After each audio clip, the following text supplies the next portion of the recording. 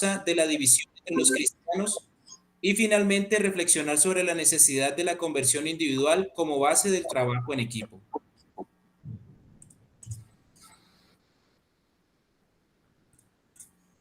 Iglesia Católica, Iglesia de Cristo.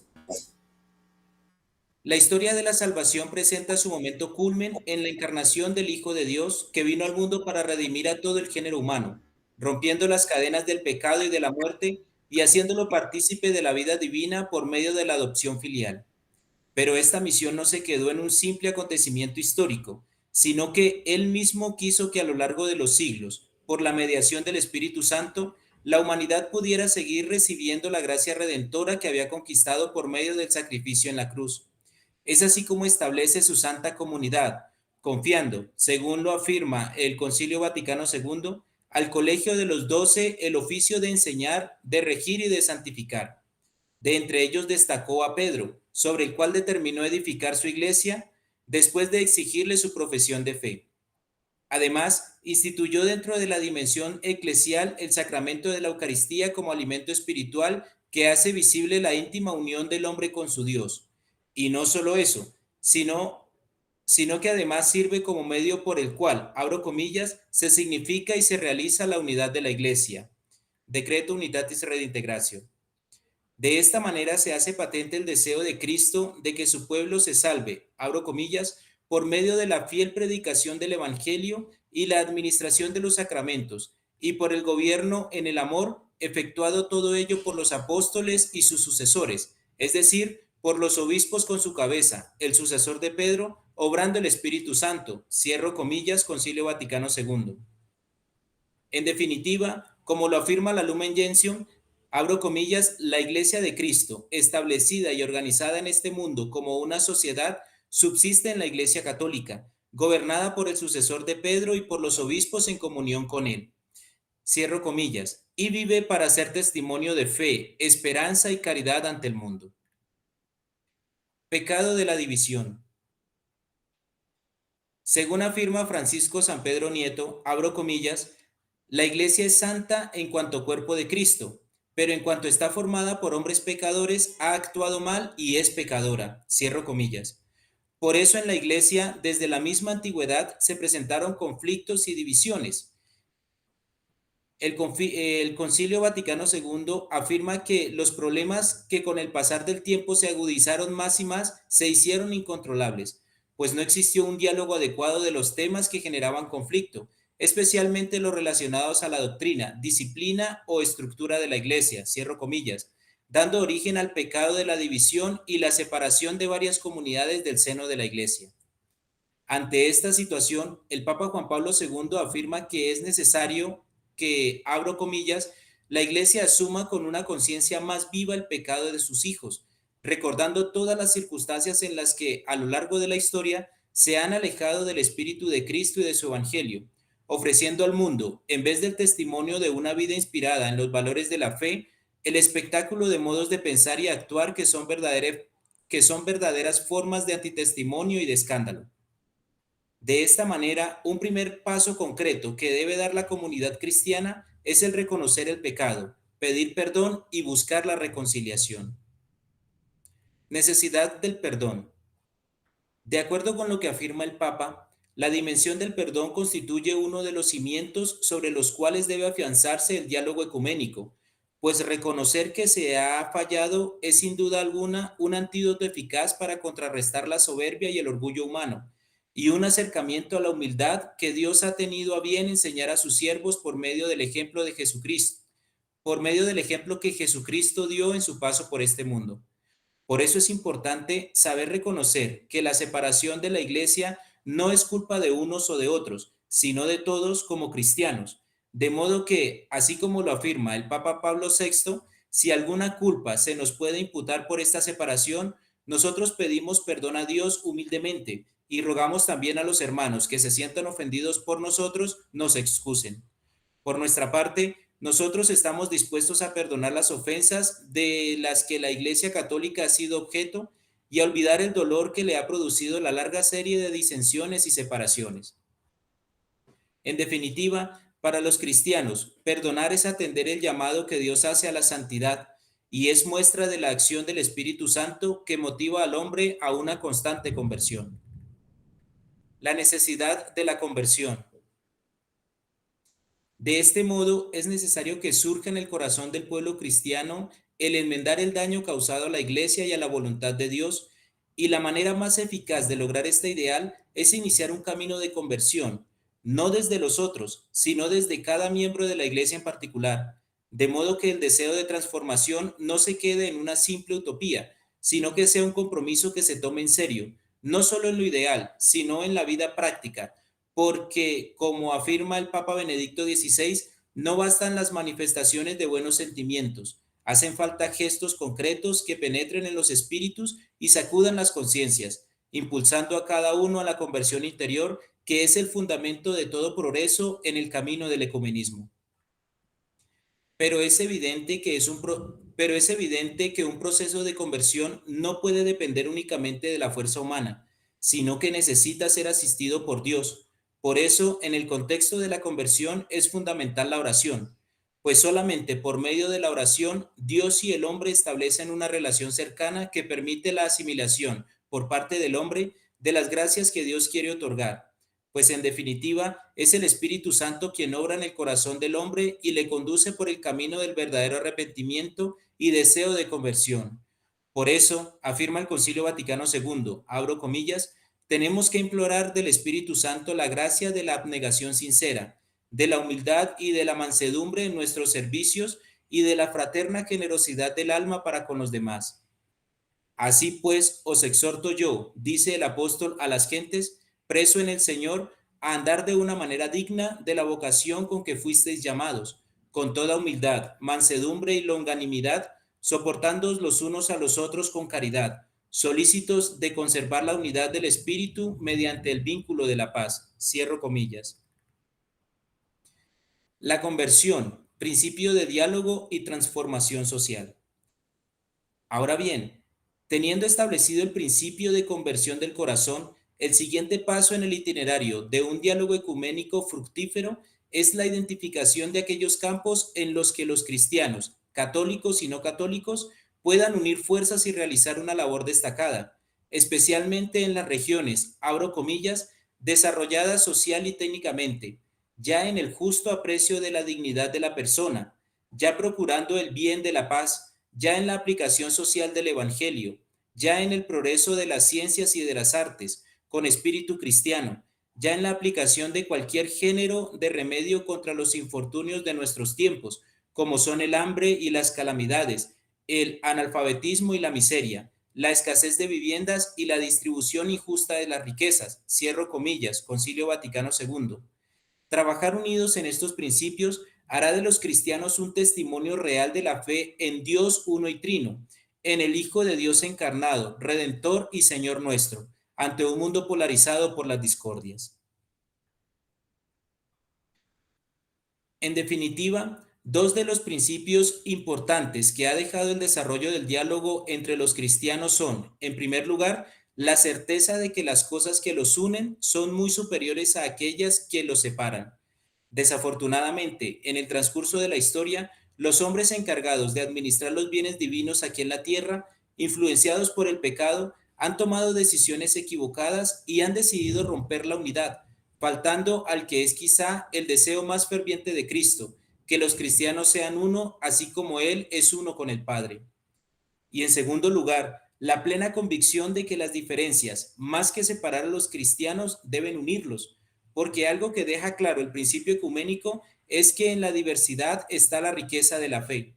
Por eso la Iglesia ha considerado que es posible, según el Concilio Vaticano II, abro comillas, que otras comunidades le ayuden a renovarse, a llegar a ser cada vez más plenamente lo que es. Puede ser que otros nos recuerden a los católicos algunas verdades que quizá no hayamos desarrollado lo suficiente. En este sentido, la Iglesia Católica no solo quiere orientar y ayudar a los demás, quiere también aprender de ellos. Cierro comillas. Es por eso que el Espíritu Santo ha suscitado en el corazón, abro comillas, de los cristianos separados entre sí la compunción de espíritu y el anhelo de unión. Cierro comillas, Concilio Vaticano II. de manera que se lleguen a consensos que permitan a los cristianos preocuparse, más que por discutir perspectivas de fe dogmáticas, por ayudar al mundo que se hunde en el sinsentido de la vida, en la violencia y en la pérdida de un horizonte más esperanzador. Bien, queridos compañeros, he terminado ya de exponer el texto que había preparado para esta ponencia. Muchas gracias. Carlos, muchas gracias por tu aporte. Damos entonces ahora la bienvenida a Daniel Alejandro Rojas, hermano del Sagrado Corazón, con la ponencia Hay cabida para las espiritualidades hoy, una comprensión laical desde la pastoral juvenil. Listo, buenos días para todos, espero que estén muy bien. Yo tengo unas diapositivas, yo se las envié a Pablo, no sé si se pueden proyectar o las proyecto yo.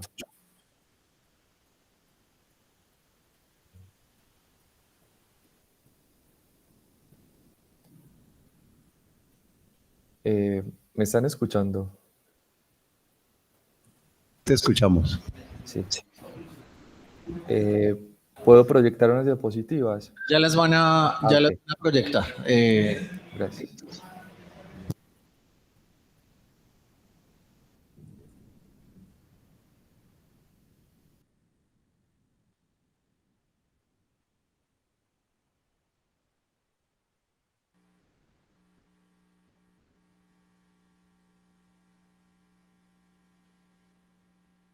Hola Daniel, te saluda tu mamita.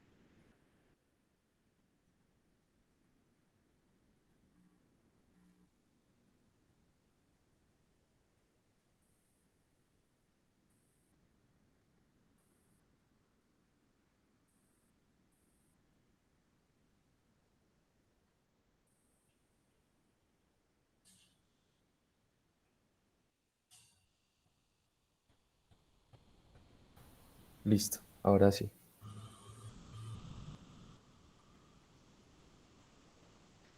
Bueno, buenos días para todos, espero que estén muy bien. Yo soy Daniel Alejandro Rojas Agudelo, pertenezco a una comunidad religiosa que se llama Hermanos del Sagrado Corazón y pues ahora presto el apostolado aquí en Bogotá en un colegio y una institución que está en manos de nuestra obra y nuestro carisma.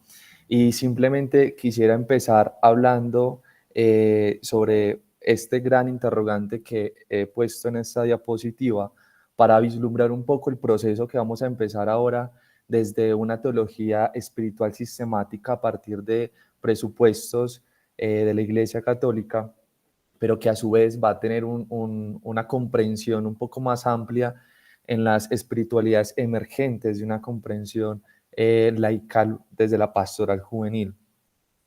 Para hacer un contexto muy breve, yo empecé un proyecto de investigación de sistematización de narraciones aquí en el colegio sobre esta cuestión de la espiritualidad emergente en cada uno de los jóvenes, y este fue el impulso que me llevó a desarrollar esta forma o esta estructura de ponencia.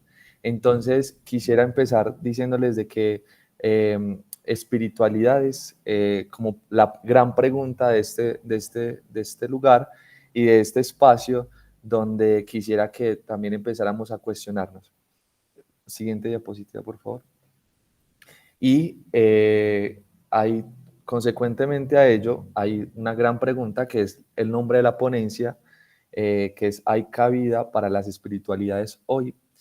Una comprensión laical desde la pastoral juvenil. Claramente, podemos basarnos en presupuestos y en insumos que la teología sistemática cristiana pues nos ha proporcionado para entender esto, pero como les decía al principio, este diálogo ecuménico, incluso interreligioso y también interdisciplinar, nos va a llevar a entender de que esto es connatural al ser humano y que esta esencia que pertenece a nosotros de manera inmaterial hace parte de la construcción de la misma ontología del ser humano.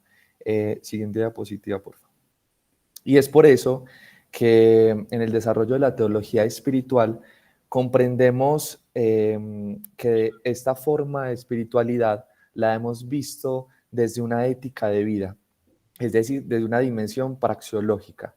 Entendemos de que esta experiencia misma de Dios siempre va a tener una consecuencia, si bien exterior, que se note en la ética formal de cada persona y en el modus operandi de nuestra vida, pues también tenemos que reconocer de que esto también es un accionar desde el interior. Y es por eso que durante toda la historia de la Iglesia hemos visto que esta historia de la teología espiritual, que ha nacido desde la comprensión epistemológica de la Iglesia misma, reducida muchas veces a un público, a unos balbuceos mínimos que ha sido el magisterio, nos dan un criterio. Y es por eso que, según Gamarra, uno de los grandes escritores de la teología espiritual sistemática de la Iglesia Católica, pues ha dicho de que la teología espiritual siempre tiende a la complementariedad entre la teología moral y dogmática. ¿Por qué?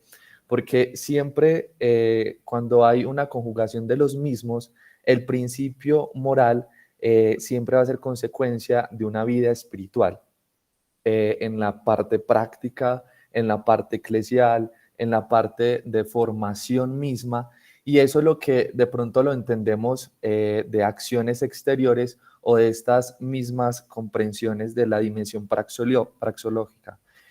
También entendemos del lado dogmático que ya no son las verdades absolutas en cuanto a que existen y son impuestas o que viven solo en el compendio de un sistema de conocimiento para los creyentes, sino que la teología espiritual conduce a vivir la teología dogmática en la medida en que se van interiorizando. Esto claramente es una postura muy, pero muy enraizada como a los principios cristianos y también a toda la parte praxeológica de la iglesia. Y es por eso que vamos a entender de que las primeras comunidades cristianas van a vivir de esta misma manera, porque por medio de la caridad ellos van a entender la resurrección.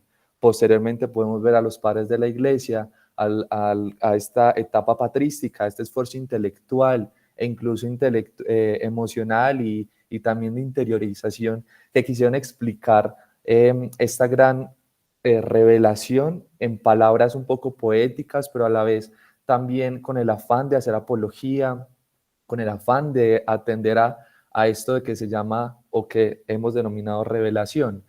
Y posteriormente a ello también conocemos la época medieval, donde rige por primacía la lógica y donde los silogismos cada vez tienen más fuerza para darle certeza y credibilidad a una verdad que hemos sostenido por más de 2024 años, 2023 años. Entonces, esto como hacer un recorrido en cuanto a la teología espiritual, cómo ha sido inducida a medida de los desafíos contemporáneos de la época claramente, y ahora cómo podemos verlo a la luz de una comprensión claramente postcontemporánea y desde la población juvenil, que ha sido como el foco que he querido darle a esto. Y claramente no puedo dejar pasar un fenómeno grande de la historia como hito de la teología espiritual, que ha sido la emancipación de la Reforma en 1517 con el inicio de las tesis de Martín Lutero, donde ya se desliga una experiencia de Dios de una fría escolástica, de una forma de interpretar a Dios por medio de los silogismos, como decía, o por medio de las premisas que conducen a un término o conducen a una verdad misma, sino que ya pasamos de la fría escolástica al calor de lo cotidiano. Ese calor de lo cotidiano lo decía Vilanova, el gran historiador de la historia de la Iglesia, y con este apartado de la Reforma en su libro, dice que eso, pasar al calor humano, es pasar a un Dios que ya se vive desde la experiencia misma de las comunidades. Y es por eso que ahí se empieza a desarrollar una teología espiritual diferente y ya no estamos sesgados a una espiritualidad reducida a letras inmóviles o reducida a experiencias particulares y balbuceos mínimos, sino que se tiene la comprensión de unos balbuceos mayores, que se llama pueblo o los laicos. La siguiente, por favor. Y es por eso que quisiera como dar a conocer esta postura que, si bien he podido experimentar a través de la lectura de Vilanova, también de estos grandes autores de la teología mística espiritual, y también de Raymond Panikkar, que va a concluir diciendo muchas cosas, y es que ya pasamos de una iglesia con el mal de la piedra a una iglesia visceral. Ya no entendemos la iglesia desde la estructura, desde lo inmóvil, desde de esos presupuestos que simplemente querían tener una seguridad muchas veces económica, muchas veces por masas o incluso por el miedo de perder unas verdades que en realidad nos ha ido como llevando a reducir las experiencias particulares. Y es por eso que el Concilio de Trento produce una insatisfacción en los presupuestos discernidos por las voces mínimas, es decir, el magisterio. En cambio, impulsa el esfuerzo iluminista de la razón con la congruencia de los discernimientos en balbuceos mayoritarios. Y es aquí donde surgen espiritualidades que consolidan los principios fundantes de la ontología humana, que manifiestan una vía de apostolado para presentar una experiencia más entrañable y que reduce los insumos literarios ensimismados a las letras inmóviles, como bien lo decía, para poder darle cavidad a las experiencias singulares, fuera de la superficialidad de los ritos y de las costumbres. ¿Por qué? Porque se había perdido esto por el miedo de sostener una concepción ya un poco, no un poco creíble para muchos. Y es por eso que surge aquí en España y en Portugal el tema de la teología mística en Santa Teresa de Jesús, en San Ignacio de Loyola con sus ejercicios espirituales, y es aquí donde también podemos ver un cambio pues abismal en este proceso de la espiritualidad. Siguiente diapositiva, por favor. Y es por eso que entramos como allá el diálogo entre las espiritualidades del mundo contemporáneo y de la población juvenil, porque si bien ya hemos visto la historia y algunos argumentos estructurales o institucionales, una iglesia institucional, desde la reflexión del sostenimiento de la verdad o incluso de la misma experiencia particular, pues ahora vamos a vivir o a mirar este despertar de la luz en otras luces, haciendo referencia de que mi espiritualidad, como lo decía Raymond Panikkar, es solo una parte consciente de la realidad, cuya parte consciente de la realidad me retorna a pensar de que no soy el único que hace posible que exista la espiritualidad, sino que hay otras muchas espiritualidades conscientes, porque la realidad siempre va a ser en mí un vacío que hace falta y que los demás poseen. Entonces, vamos a entender de que este despertar dentro de la luz para Raymond Panikkar tiene como consecuencia directamente un abrir, un despertar. Como bien saben, Raymond Panikkar, su papá es hindú de raíces y su mamá es catalana, y entonces va a generar un método hermenéutico que se llama el método hermenéutico diatópico, donde sale de sí para poder mirar con perspectivas un poco no de argumento de poder o persuadir lo que yo creo por naturaleza, sino que es el despertar de pronto en otras dimensiones espirituales que enriquece esto en la vida de cada uno de nosotros.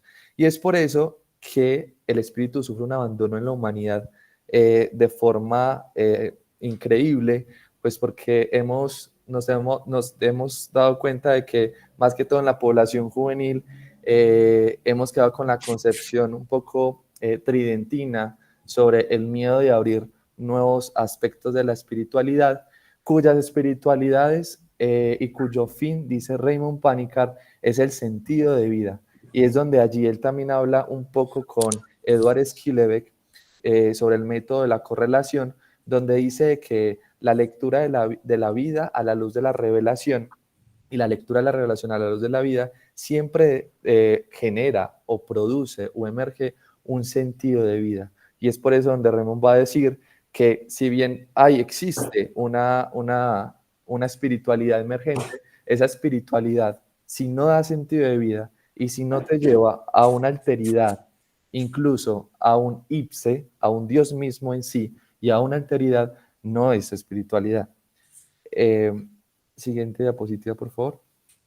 Y ya con esto quisiera decir que esta luz que habita en las realidades ontológicas de los hombres y de las mujeres proporcionan unos intereses de búsqueda bastante interesantes, puesto que esa luz que convierte en nosotros un epicentro magnético de tal manera que nos lleva a desplazarnos, ese desplazarnos claramente tiene que ver mucho con los deseos fuera de sí, porque esa capacidad trascendental, y ya San Agustín lo decía muchas veces en sus escritos, estamos en la búsqueda constante de esta experiencia trascendental, siempre va a llevar al ser humano a una relación con el absoluto. Esto lo dice Weigmann en su libro de teología espiritual, donde también llevan una congruencia con lo que dice Raymond,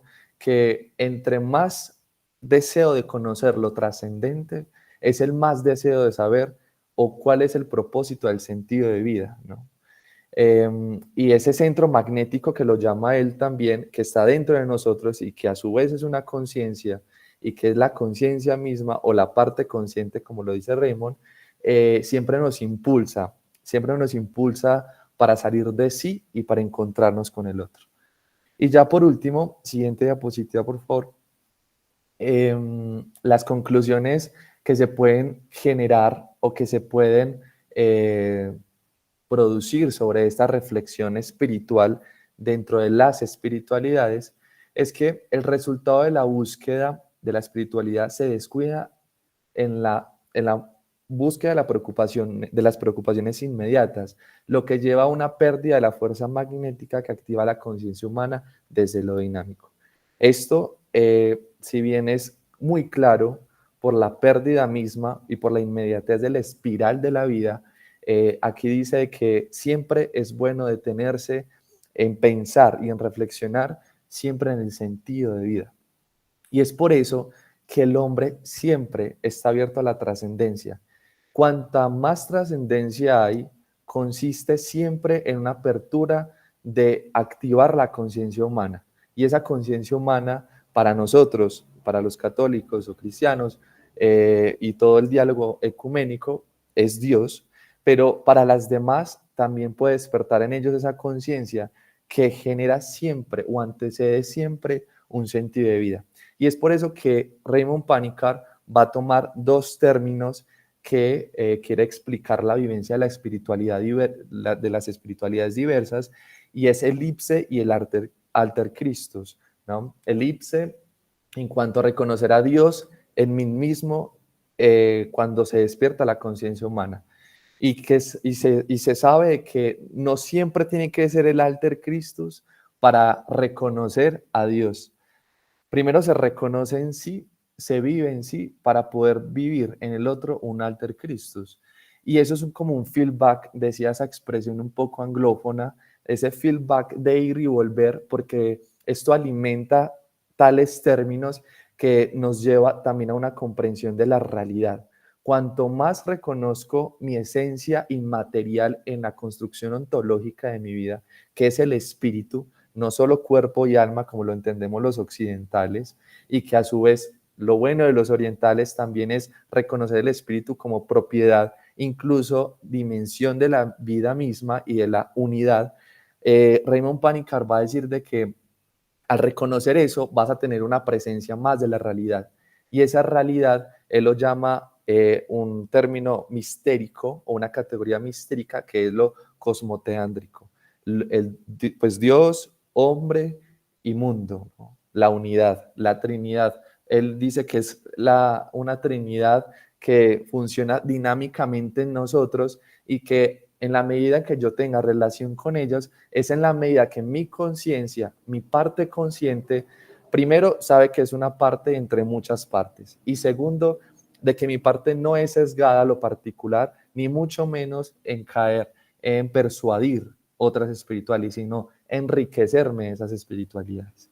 Y es por eso que el mundo es portador de luz en sus diversas expresiones, ya que sus extensiones en cada alma individualizada, en sus diversas habilidades, expresan una sintonía de lo desconocido.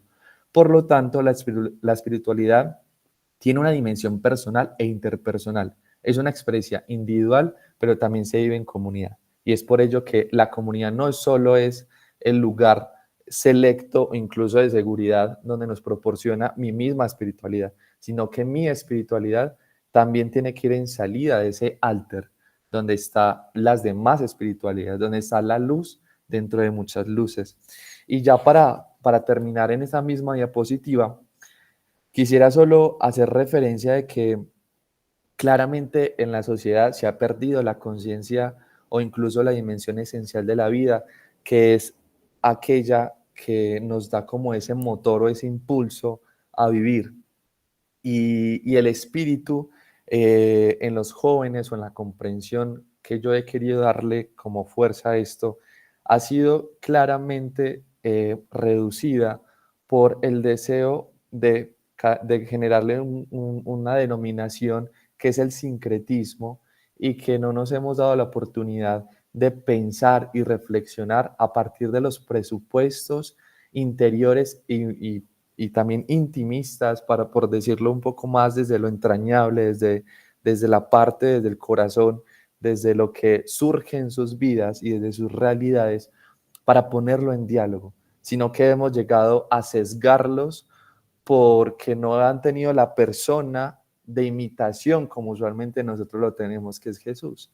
Entonces, creo que estos términos y todo lo que he podido presentar ha sido como también conclusión de un proceso personal en un colegio donde también he trabajado y en una pastoral juvenil que ha sido mi carisma como hermano del Sagrado Corazón, donde esto de la conciencia y del espíritu y de la dimensión trascendental que se ocasiona en esta población tiene que ir conjugada con sus narraciones y nunca omitiendo sus concepciones, que a lo último siempre va a resultar siendo la misma vida de otras realidades. Y yo no puedo ser sumiso a ello, porque primero soy un ipse para ser un alter Christus. Muchas gracias.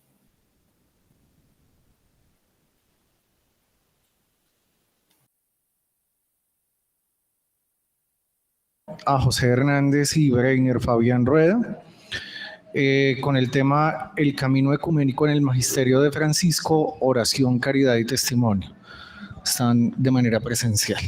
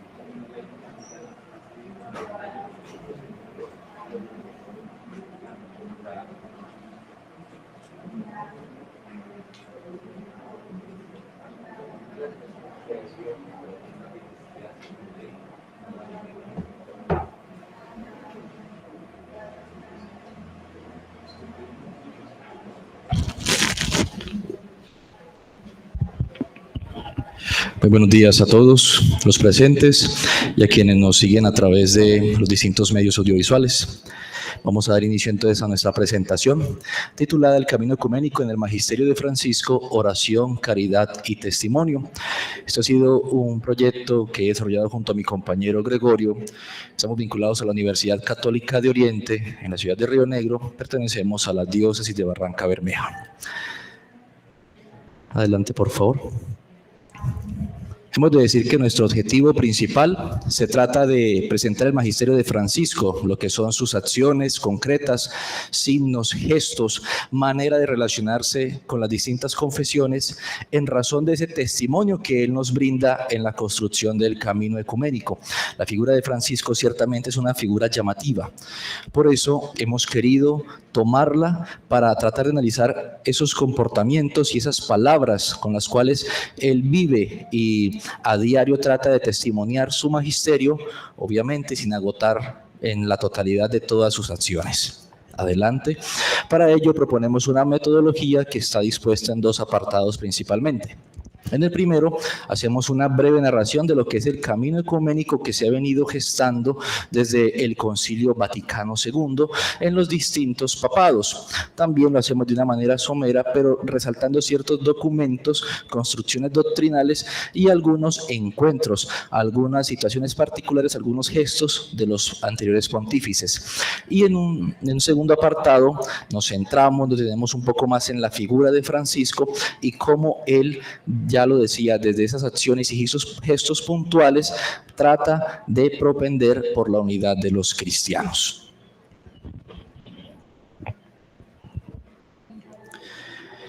Hay que decir que el ecumenismo es un camino arduo. Nunca se tiene la última palabra, porque lo que puede ser válido hoy, quizá más adelante no lo sea. Las relaciones ecuménicas siempre son tendientes a que hayan tensiones entre las personas, y Francisco ha sido una prueba de ello. Principalmente en diálogos con algunos patriarcas ortodoxos hemos visto ciertas tensiones muy fuertes y muy marcadas, pero ahora hemos de decir que el ecumenismo también requiere de oración y de acciones concretas, y esto es lo que queremos desarrollar con Francisco. Por eso, a través de nuestro escrito, pretendemos recoger estas acciones del obispo de Roma que tienden primero a que sea un diálogo respetuoso de las diferencias y de los principios de cada una de las confesiones religiosas, que sea un diálogo también de manera amable y que sea un diálogo que busca tomar aquello que nos une más que aquello que nos divide.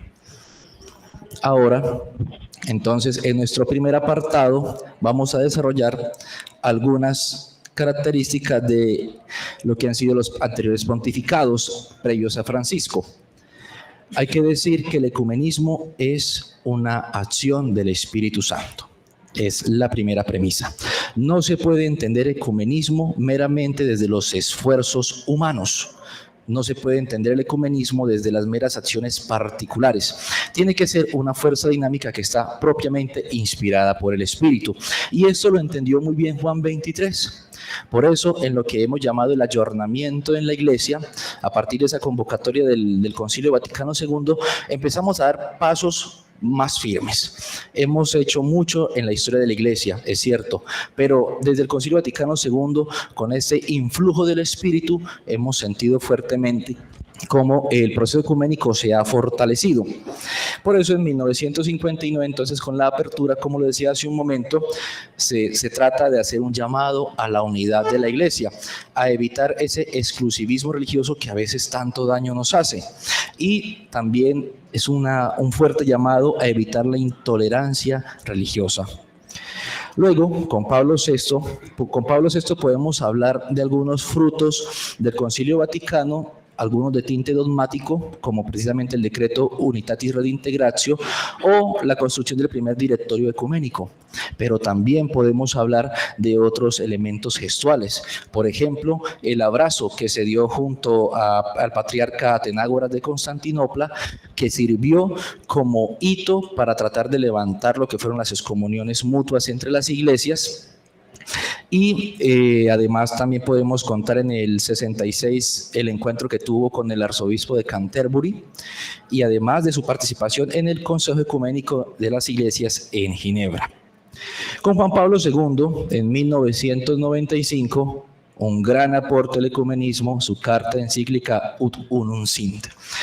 En ella, y lo voy a citar textualmente, quiero promover cualquier paso útil para que el testimonio de toda la comunidad católica pueda ser comprendido en su total pureza y coherencia. Esto en el numeral 3.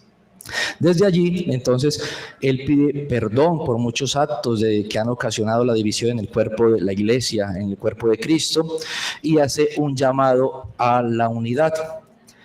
Retomamos con Benedicto XVI algunas acciones concretas: el levantamiento de la excomunión late sentencia en contra de algunos miembros de la Fraternidad Sacerdotal Pío X, la declaración común hecha con Bartolomé I en razón de su viaje a Turquía en el 2006, y su propuesta, una que se materializó luego con Francisco, la propuesta de un encuentro con la Iglesia Luterana Alemana en el 2011 para conmemorar los 500 años de la Reforma Luterana precisamente.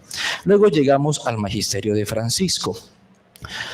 Francisco, a través de su exhortación apostólica Evangelii Gaudium, desarrolla, que viene a considerarse como el documento programático de su pontificado, nos habla de la alegría del Evangelio. Y esa alegría del Evangelio, como ya lo escuchábamos en una de las ponencias anteriores, no solo tiene un carácter personal, sino que tiene una vinculación fuertemente social. Por eso es que el cristiano siente el fuerte impulso de compartirla. Ahora bien, esta manera de hacer eclesiología no solamente se hace desde la misericordia, sino también desde el ecumenismo.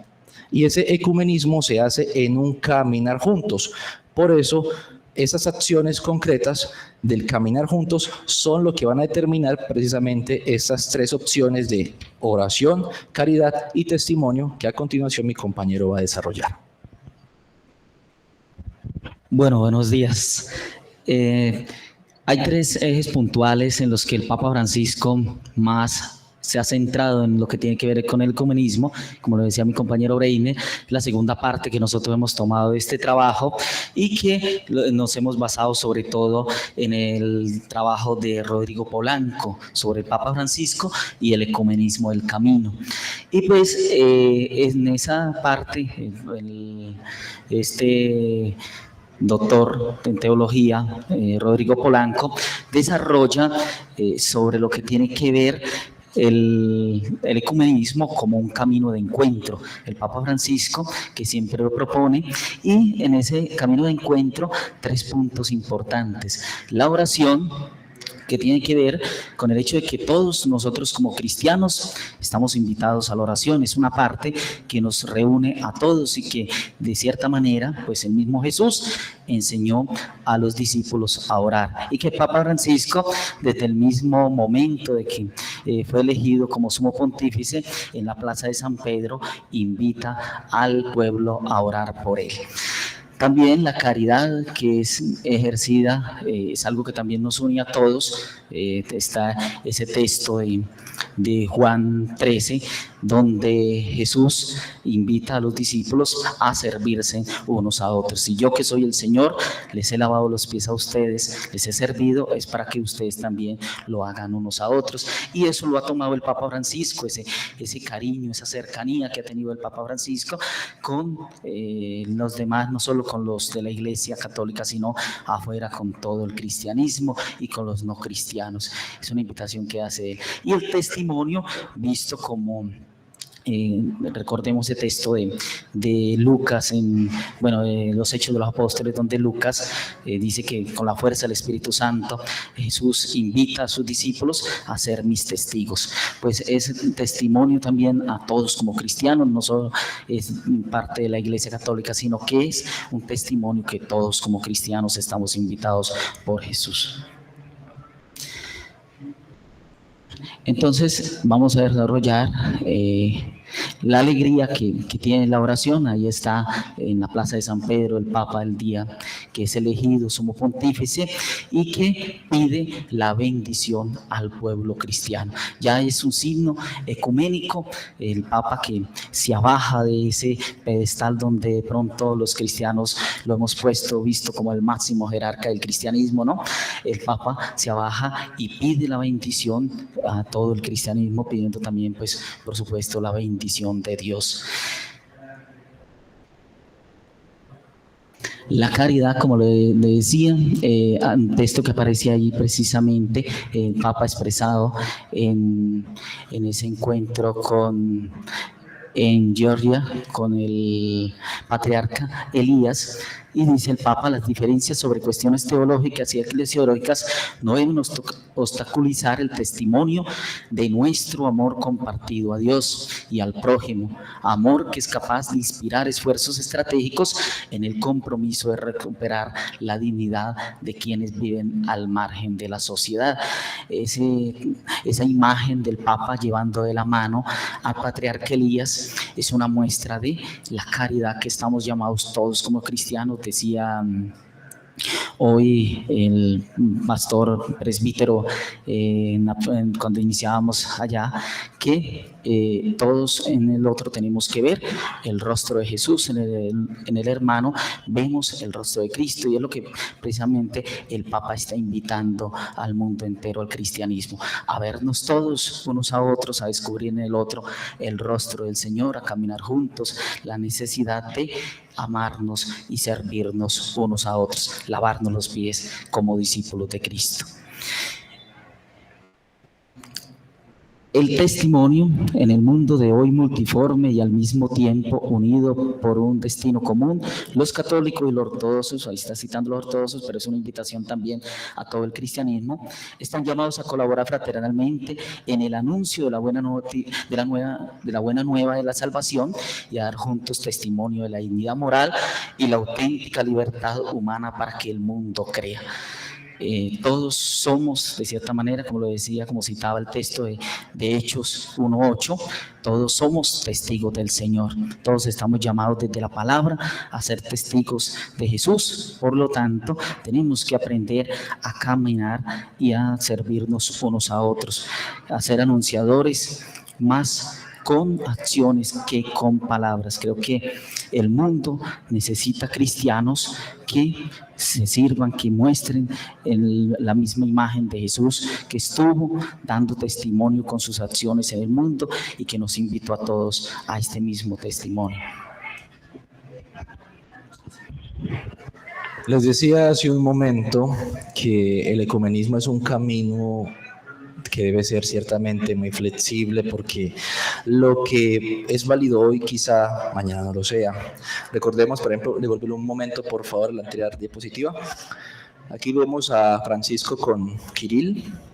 En este momento ellos se habían reunido en La Habana en el 2016 y sabemos que en razón de lo que está aconteciendo entre la guerra Rusia y Ucrania hubo un poco de tensión entre ellos precisamente el año anterior porque Francisco llamó a Kirill monaguillo de Putin en razón de que este de alguna manera estaba avalando ese proceso invasivo a la otra nación. Entonces esto volvió a generar cierta tensión. Entonces este primer encuentro, después de casi 1000 años de separación, que fue una cosa pues ciertamente muy provechosa, se vio ahora un poco opacado por este comentario de Francisco, pues en razón de ese patriarca. En este momento la relación entre ellos pues está en diálogos, a través de emisarios se está tratando de concertar un segundo encuentro que está allí en el tintero. Pero entonces esto es como para ejemplificar un poco lo que significa recorrer un camino ecuménico. No es fácil, por eso requiere la oración, por eso requiere la caridad y por eso requiere el testimonio, y es lo que Francisco a través de sus acciones y gestos nos quiere enseñar.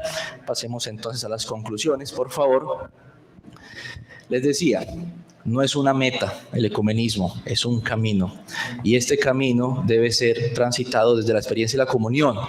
Es un ya casi, pero todavía no.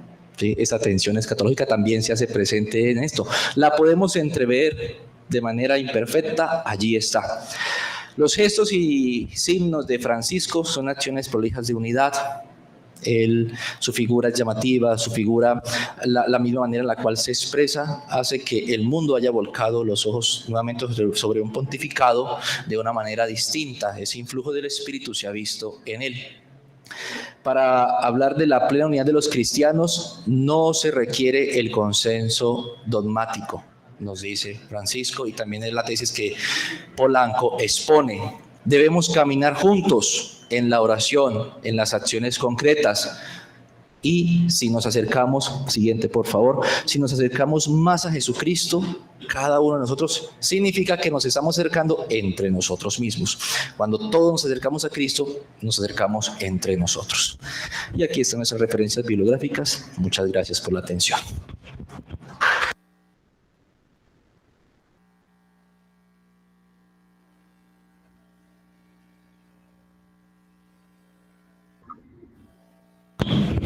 Muchas gracias a José y a Breiner. Damos paso ahora a Sergio Estefan Barrero con la ponencia Verdad y Tradición Apostólica, un abordaje a la comprensión ecuménica desde Joseph Ratzinger de manera virtual. Tienes la palabra.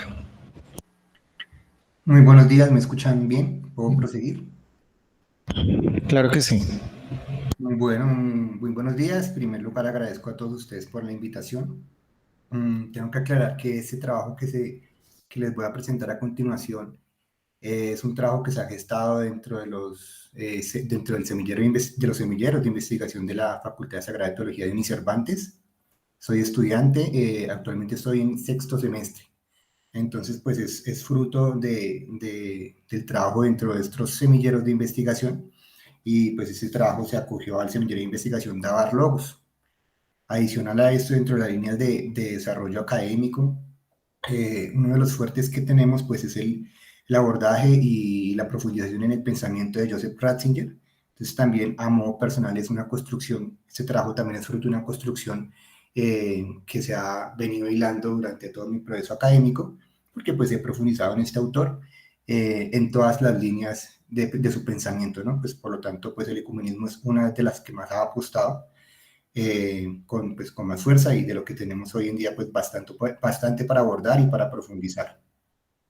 Pues a continuación voy a presentarles el trabajo Verdad y Tradición Apostólica, que es un abordaje a la comprensión ecuménica desde Joseph Ratzinger. Quisiera hacerles un resumen primero, que desde el pensamiento de Joseph Ratzinger y como fruto del ejercicio hermenéutico postconciliar, la unidad ha de entenderse como una de las cuestiones fundamentales a tratar en la Iglesia.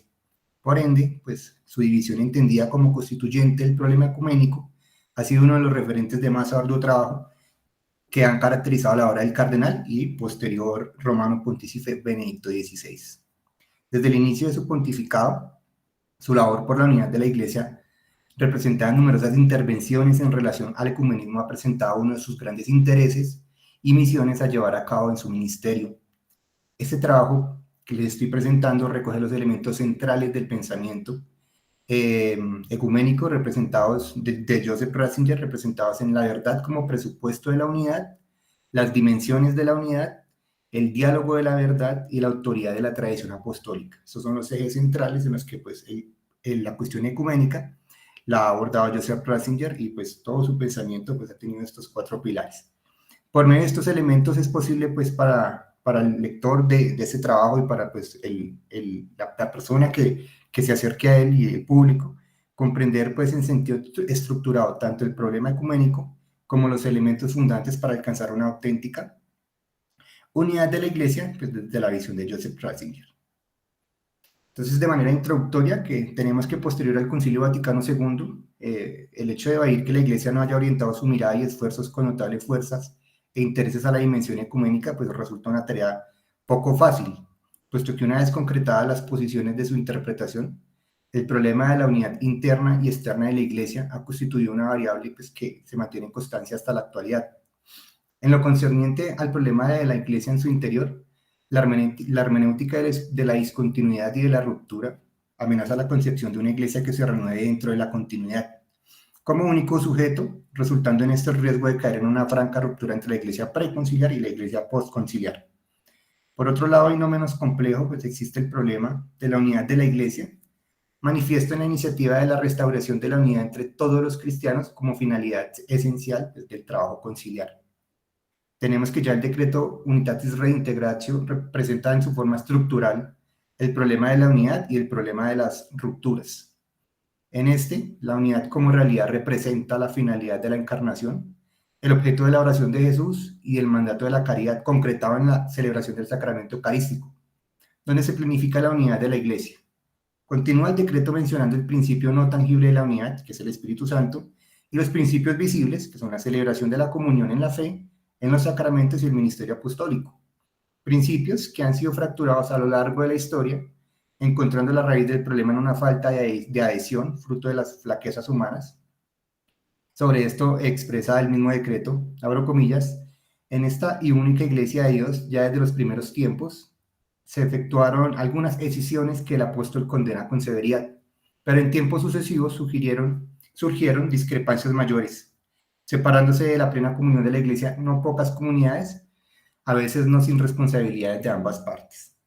Entonces, una vez configurado el problema de la unidad de la Iglesia, el trabajo de Joseph Ratzinger en lo que concierne al ecumenismo ha tenido 2 ejes de atención centrales: la comprensión del auténtico concepto de unidad y la verdad contenida en la tradición apostólica como presupuesto necesario para la unidad de la Iglesia.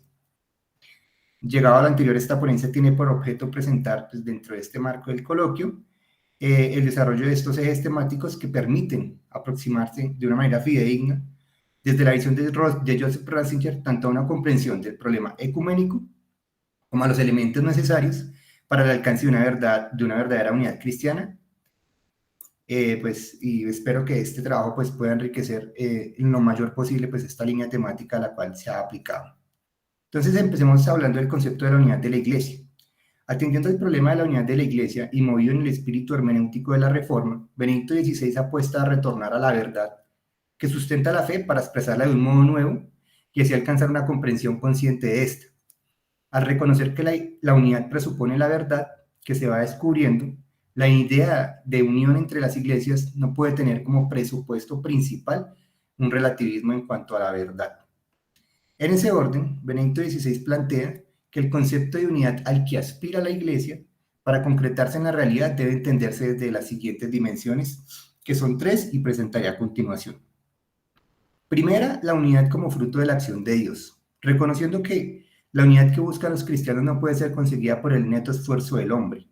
En torno a esto, el Santo Padre expresaba en su homilía, cuando al concluir la semana de oración para la unidad de los cristianos, el 25 de enero del 2008, allá en la Basílica de San Pablo, que la obra del restablecimiento de la unidad que requiere nuestra energía y nuestro esfuerzo es en cualquier caso infinitamente superior a nuestras posibilidades. La unidad con Dios y con nuestros hermanos y hermanas es un don que viene de lo alto, que brota de la comunión de amor entre el Padre, el Hijo y el Espíritu Santo, y que en ella se incrementa y se perfecciona. Atendiendo a este pensamiento del cardenal Ratzinger, el gran obstáculo para concretar y concertar la unidad de la Iglesia recae sobre los falsos antojos, atajos ecuménicos impulsados por las búsquedas de afanosos consensos entre diferentes posiciones. Recuerda que la unidad es ante todo una obra del Espíritu Santo, la cual se llevará a cabo de forma y en el tiempo en que el mismo Espíritu Santo determine. La segunda dimensión, que es la unidad en la renuncia de los egoísmos, debe ser una renuncia a los maximalismos de las partes implicadas. Ejemplo de esto lo tenemos en la separación de la Iglesia de Oriente con la de Occidente, encontrando una absoluta inflexión en las partes que como condición unitaria exigen cada una el cumplimiento de sus presupuestos de manera individual. Para Occidente, el reconocimiento del primado entendido tal como fue definido en 1870 por parte de Oriente, y para Oriente, que Occidente declare que la doctrina del primado, tal como está definida en 1870, es un error total. Con el fin de no caer en disposiciones absolutas que dificultan la comprensión del otro, con el problema concreto de la Iglesia de Oriente y de Occidente, Ratzinger invita a la unidad descubriendo la unicidad y la legitimidad del otro, reconociendo que las iglesias orientales son auténticas iglesias particulares, a pesar de no estar en unión con el Papa, y aún entendiendo que, aunque la unidad con el Papa no es constitutiva para la iglesia particular, esta falta de unidad refleja una carencia interna de su unicidad, ya que la iglesia particular está ordenada a permanecer a un conjunto, como lo dice Molina, un autor de los que este trabajo pues ha encontrado bastante referente dentro del trabajo de Joseph Ratzinger en torno al ecumenismo. La tercera unidad, la unidad de la diversidad, se encuentra la dimensión de la unidad de la diversidad, donde lo primordial ocurre cuando las partes separadas de la iglesia se enriquecen entre ellas, con lo positivo que tienen entre sí. De esta forma se alimenta el trabajo por la unidad visible a través de los diálogos teológicos, la oración y la conversión. Ratzinger, siempre en contraposición a la hermenéutica de la discontinuidad y la ruptura, invita al respecto de la pluriformidad de la Iglesia, expresando también en la homilía de celebración de las segundas vísperas de la solemnidad de la conversión de San Pablo, como conclusión de la Semana de Oración por la Unidad de los Cristianos el 26 de enero del 2006, que el auténtico amor no anula las diferencias legítimas, sino que las armoniza en una unidad superior que no se impone desde fuera, más bien desde dentro, por decirlo así, da forma al conjunto. Entendía pues desde Ratzinger la verdadera unidad que necesitan los cristianos para encontrarse en una sola iglesia. Una comprensión de la aspiración ecuménica desde su pensamiento se centra en dos ejes o criterios fundamentales.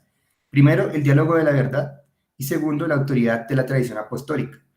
Presupuestos que son esenciales para la existencia de un diálogo ecuménico auténtico y seguro para la fe cristiana, por lo cual es indispensable y necesario abordarlos por separado a continuación. El diálogo de la verdad en primera instancia. En línea con su pensamiento, Joseph Ratzinger plantea que en un mundo donde el concepto de verdad se ve desfavorecido ante las convicciones de una sociedad que está cada vez más secularizada, el uso de este concepto con el paso del tiempo ha caído a merced de las mayorías. Y, como si el problema anterior fuera poco, hay que sumar el aporte de las filosofías actuales, que agotan sus esfuerzos en determinar que el hombre no es capaz de la verdad, conclusiones que son remanente de una corriente modernista que aún no impactan en la actualidad. Benedicto XVI, en su discurso de apertura del conclave, declaró que se va constituyendo una dictadura del relativismo que no reconoce nada como definitivo y que deja como última medida sobre el propio yo y sus antojos. Ante esto, con valentía, precisó la necesidad del hombre en comprender que es capaz de la verdad sin implicar poseerla, lo cual resulta una tarea insostenible si entendemos que poseerla a ella resulta poseer a su creador.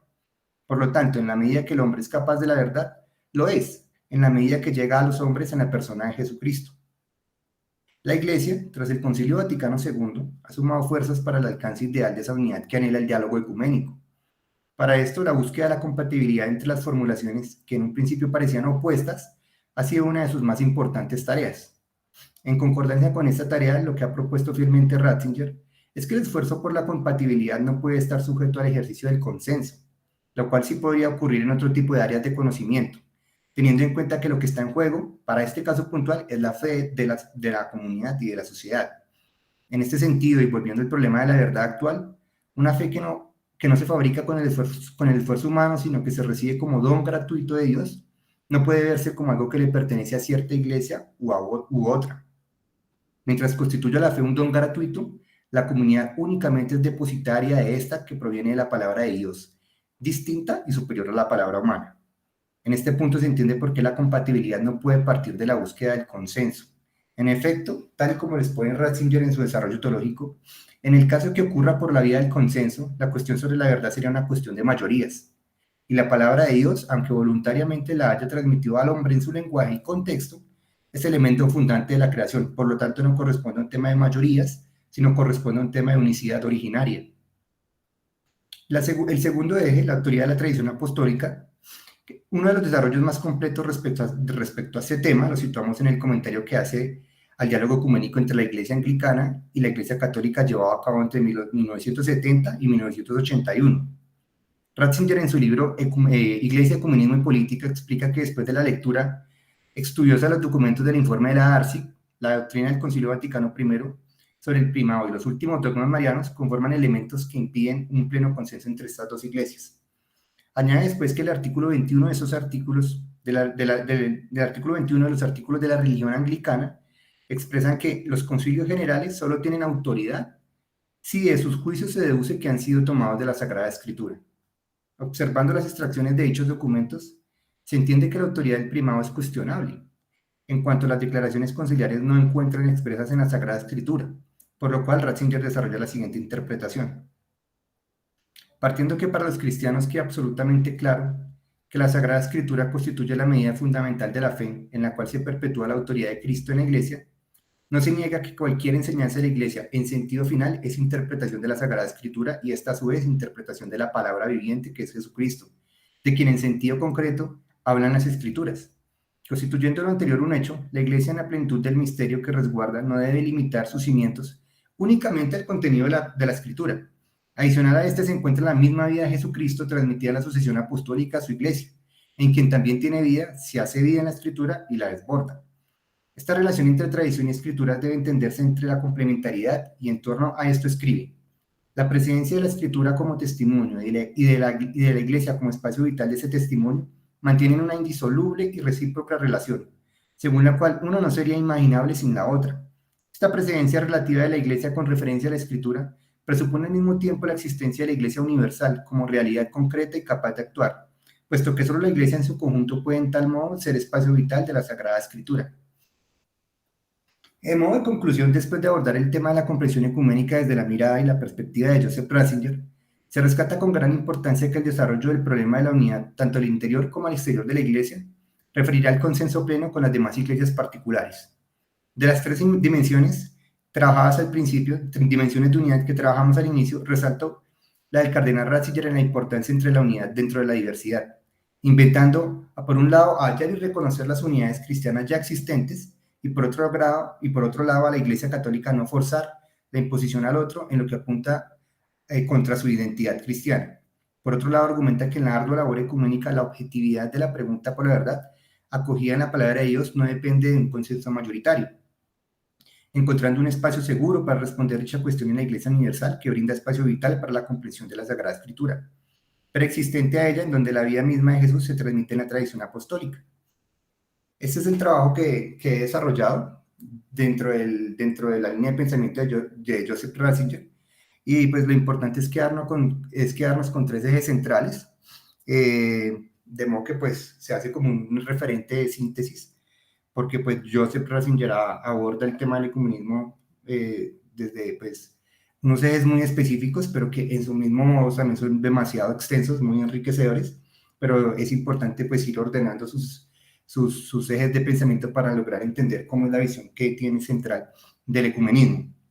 Y la primera cuestión que hay que tener muy claro es que para Joseph Ratzinger la verdad es un presupuesto de la cuestión económica, de la cuestión ecuménica.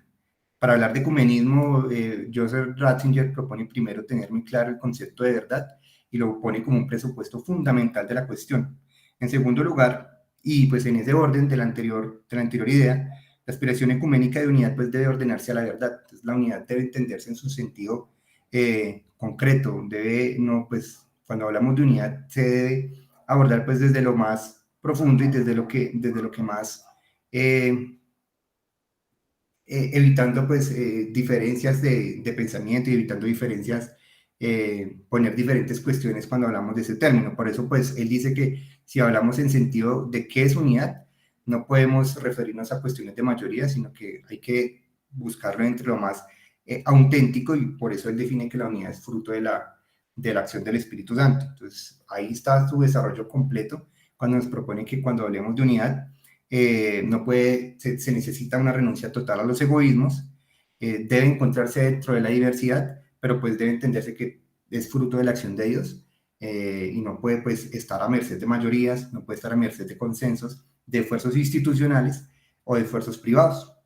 Entonces, este es el trabajo que desarrollé, y repito, pues agradezco mucho la invitación y el espacio para haberlo podido presentar en este encuentro académico. Sergio, muchas gracias por el aporte, y cerramos este espacio y ronda de ponencias con Luz Milena López de la Universidad Católica de Oriente, con la ponencia Red Ecuménica Nacional de Mujeres por la Paz y sus aportes a la paz colombiana.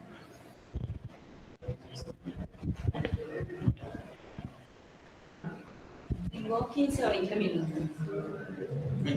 20 minutos.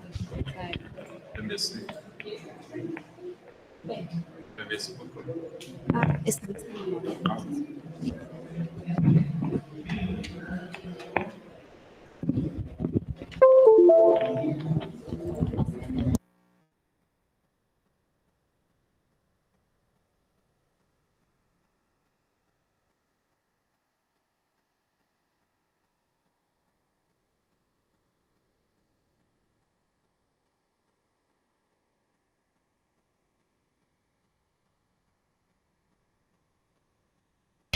Bueno, buenas tardes ya para todos, para todas. A mí me corresponde hoy conversar con ustedes más que una ponencia. Yo creo que va a ser un conversatorio sobre RENPAZ. RENPAZ es la Red Ecuménica Nacional de Mujeres por la Paz y sus aportes a la paz colombiana. Bueno, mi nombre es Luz Milena López, soy estudiante. ¿Me debo hacer allá?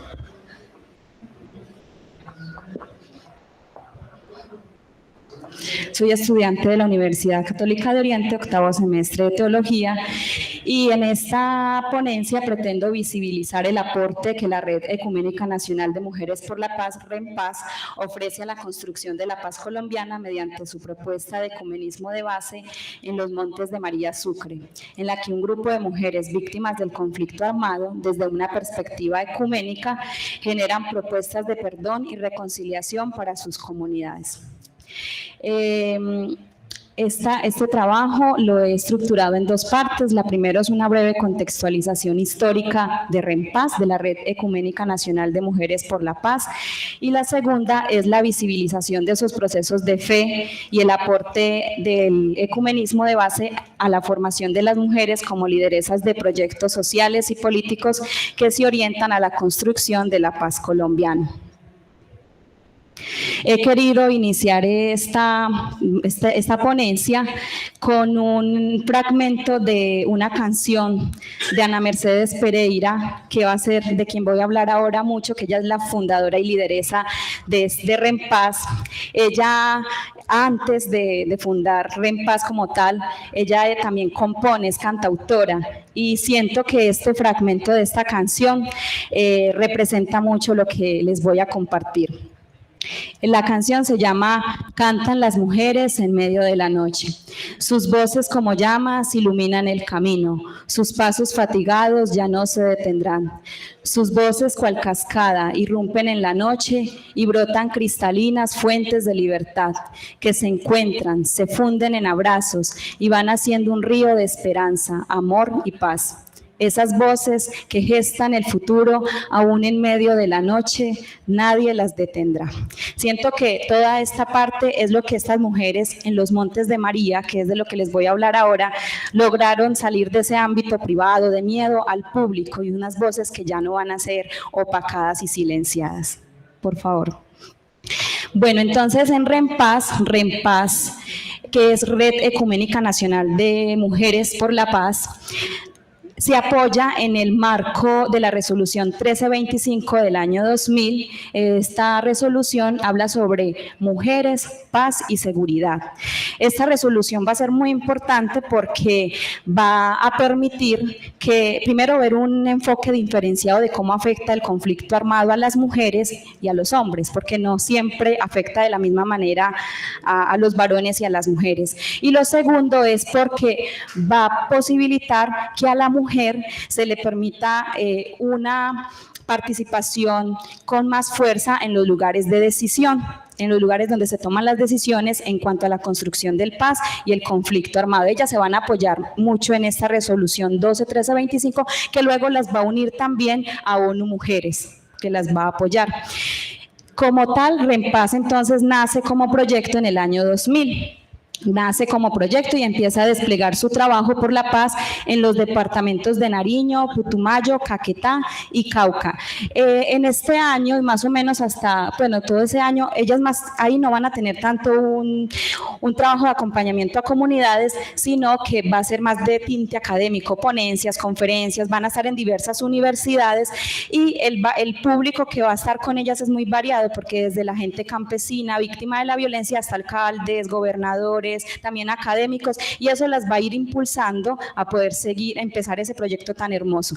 En el 2001 y 2003 ya inician las visitas, es un tiempo de escucha, de compartir con la población femenina y desplazada de Sincelejo, bajo la dirección de Ana Mercedes Pereira Sousa, que ahora les voy a comentar quién es ella. Si ustedes miran, primero estaban en estos departamentos y ya ahora sí se van acercando como tal a los Montes de María. Este tiempo también va a ser muy importante porque Ana Mercedes dice, no se puede llegar allá a hablar de una construcción de paz y de ecumenismo con el discurso. Primero hay que llegar por el lado humano, conocer la realidad, ese ver de ese método, ver, juzgar, actuar, que ella fue lo que lo implementó allá, ese ver la realidad, qué hacen ellas, el sufrimiento, entrar por el corazón primero antes que por la cabeza. Y ya en el 2002 es muy importante este año porque ellas obtienen la legalización jurídica, donde ya es una asociación con sus estatutos y juntas directivas. En esta legalización jurídica es muy importante mencionarles quiénes conforman la junta directiva, porque de aquí vamos a mirar cómo ellas ya van iniciando ese ecumenismo. Lo va a conformar Alba Luz Arrieta, que va a ser un presbiteriana, Amparo León, una mujer pentecostal, y Ana Mercedes, una mujer católica. Vemos que ellas desde un inicio dijeron, queremos que esto empiece bien, ¿cierto? Y con esa diversidad. Luego, en el 2004, entonces, como tal, comienza la Escuela de Mujeres y Paz en Sincelejo. En esta escuela ellas hacen muchos encuentros y hacen uno que es el encuentro de mujeres cristianas, donde la pastora pentecostal Adelina Zúñiga, que más adelante va a ser parte de REMPAZ y una también de sus fundadoras, ella le dice a Ana Mercedes, ay, ¿cómo hacemos para que estos encuentros no se queden aquí, nada más, sino que realmente se haga un proceso? Ella fue como sembrándole esa inquietud para luego formar REMPAZ, y le dice, vaya a los Montes de María, yo vivo allá y me duele mucho porque fruto del conflicto armado, las familias quieren retornar a sus tierras, muchas no pueden, otras lo van haciendo, pero entre ellas también hay violencia. O sea, no basta solo con todo lo que el conflicto armado propició, sino que también generó esas fracturas sociales en los mismos habitantes. Entonces ella decía, ¿cómo hacer para que estas familias, y sobre todo había muchas mujeres solas, también por eso es como el enfoque, si bien no es cerrado solo a las mujeres, porque también están sus esposos, sus padres, sus hijos, había mucha mujer que por el conflicto armado quedó sola. Entonces también cómo ayudarles a ellas. Ya en el 2007, lo que les decía, hay familias que retornan a sus tierras en los Montes de María y solicitan ese acompañamiento. ¿Cuál es la situación social de allá? Obvio, todo el conflicto armado que se dio en los Montes de María, muchos somos conocedores al menos de escuchar las masacres y todos los crímenes de lesa humanidad que se dieron allá, pero sobre todo el desplazamiento forzado. Ya luego en el 2011 en adelante REMPAZ trabaja directamente en los Montes de María. Vemos que va haciendo un proceso. Ana María Mercedes dice, ya es suficiente, vámonos a trabajar directamente allá con el grupo de mujeres. Ya en el 2013 se tienen 3 organizaciones de mujeres, es un trabajo en red con otros grupos de los municipios de Ovejas, Colosó, Tolú y Coveñas. En el 2016 ya se va viendo cómo van creciendo estos grupos y ya hay una red regional con 18 grupos grupos femeninos. Luego en el 2017, eso es muy importante porque ya se pasa de toda esa formación en el ámbito no formal a una formación ya académica universitaria. Ellas hacen un acuerdo con la Universidad de La Salle Bogotá para facilitar el diplomado Mujeres, Mediación y Construcción de Paz.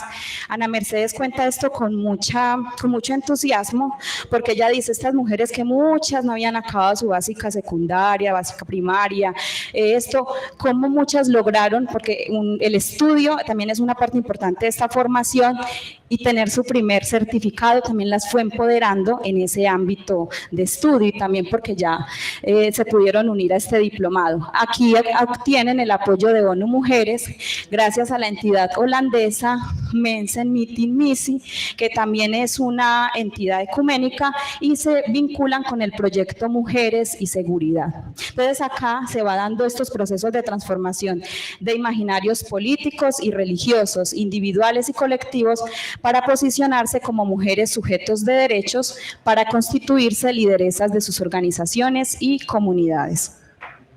Aquí, antes de entrar a esta parte, les quiero contar que esos extractos donde dice Pereira, básicamente parte de este trabajo yo lo tomé de sus memorias, por eso es diciéndole que le voy a dar voz a ella y a otras mujeres que van relatando el proceso que ellas van haciendo. Bueno, entonces acá, en la segunda parte, pues ya es como tal presentarle la propuesta ecuménica de base en los Montes de María, Colombia, y sus aportes a la paz colombiana. Inicio como iluminando esta parte con lo del ecumenismo, que ya lo mencionaba también Breiner en su exposición, que el ecumenismo es un acontecimiento del espíritu, no es venga, reunámonos por voluntad humana simplemente, y no es solo un intercambio de ideas, sino ante todo de dones. Aquí ilumino con los dos documentos que ya también los compañeros que han expuesto antes lo han mencionado, Unitatis Reintegratio y la carta encíclica Ut Unum Sin, donde no los voy a leer todo, sino mencionar esas partes donde Ana Mercedes, que es católica, ella le fue como sonando también esa invitación postconciliar al ecumenismo. Entonces tenemos la parte de cómo el Concilio Vaticano II dice, reconociendo los signos de los tiempos, es necesario que los católicos, católicas, reconozcan esos signos y cooperen diligentemente a la empresa ecuménica. Y acá ya Juan Pablo II va a decir que la Iglesia se debe comprometer de modo irreversible, por eso lo puse ahí en negrita, porque a veces yo creo que a los católicos se nos olvida esa partecita, o sea, es que no es una opción, es decir, para nosotros el ecumenismo debe ser parte orgánica de nuestro ser Iglesia, no simplemente como por cumplir algo. A recorrer el camino de la acción ecuménica, y nuevamente toca el tema de leer los signos de los tiempos. Entonces acá nuevamente me devuelvo a Renpaz. Ana Mercedes ya con todos estos antecedentes, Ana Mercedes es trabajadora social, filósofa, socióloga e investigadora, puede que esté conectada ahí y me esté escuchando. Ella es una mujer que ha trabajado, ya es una persona mayor, ha trabajado toda su vida con mujeres en este contexto de violencia, de conflicto armado, y ha entregado su vida en eso. También una mujer académicamente muy preparada, pero ante todo muy sencilla a la hora de compartir toda esta riqueza. Renpaz está conformada por mujeres católicas y pentecostales desde sus inicios. Es direccionada a mujeres víctimas del conflicto armado de algunos municipios ubicados en los Montes de María, entre los departamentos Sucre y Bolívar, pero aquí, como lo dije antes, no es solamente a mujeres únicamente, también están todas sus familias, pero ellas tienen el liderazgo. Hubo muchas dificultades en los inicios de esta tarea ecuménica, por un lado, por la Iglesia Católica, porque como institución a veces no parece darle prioridad a la agenda eclesial. Hay un investigador, Méndez, que él dice que es como tanto el olvido de esto que en el 2020 salió un vademecum ecuménico como para recordarlo. Y entonces, es decir, de parte de la institucionalidad como Iglesia Católica, Ana Mercedes no encontró mucho apoyo. Y en cuanto a las iglesias pentecostales, se encontró con cierto hermetismo y sectarismo religioso, o sea, era difícil que ellos concibieran también la manera de relacionarse, o sea, que entonces por lado y lado, al inicio hubo dificultad, pero pero se pudo dar el proceso. Entonces el trabajo de REMPAZ se ubica en esta perspectiva de relación respetuosa, abierta, cariñosa, con mujeres de esta diversidad pentecostal y católica popular. Y nuestra experiencia se acerca a un modelo laical ecuménico, de pequeña comunidad de base de hombres y mujeres que viven y expresan su fe y sus espiritualidades en contextos desafiantes que implican el riesgo y el peligro de perder la vida misma, como lo son el conflicto armado y la construcción de la paz en Colombia. Aquí, antes de mencionarles pues, como la primera parte, quiero contarles más o menos cómo encontró ella estas comunidades. En cuanto a la vivencia del catolicismo, ella dice que encuentra una fuerte religiosidad popular heredada del catolicismo. Entonces, en estas mujeres hay pocos vínculos con la Iglesia Católica como institución. ¿Por qué motivos? Por uno, porque hay poca presencia de la Iglesia en estos lugares. Entonces, hay comunidades que sí cuentan con la presencia de un sacerdote y bueno, tienen Eucaristía diaria y eso, pero la vivencia del cristianismo católico es más de recepción de sacramentos, entonces no hay procesos, ellos no se sienten muy acompañadas, entonces ahí, bueno, algunas son católicas y siguen ahí, pero otras pues ven que eso como que no les sirve de mucho y estas mujeres, aunque dicen que no tienen vínculo y que no son católicas ya, siguen rezando novenas, también tienen una gran devoción a la Virgen, se comunican, ellas dicen que se comunican con Dios directamente, que no requieren de ninguna mediación institucional y sobre todo ellas dicen Dios siempre nos ha acompañado y tienen una experiencia de un Dios Padre Madre que las protege, que las acompaña en el peligro y sobre todo de la guerra, no separan lo espiritual de lo profano. Entonces, aquí en eso es como encuentra ella el panorama en cuanto a lo católico. En cuanto a las iglesias pentecostales, ve que hay un crecimiento significativo de estas iglesias.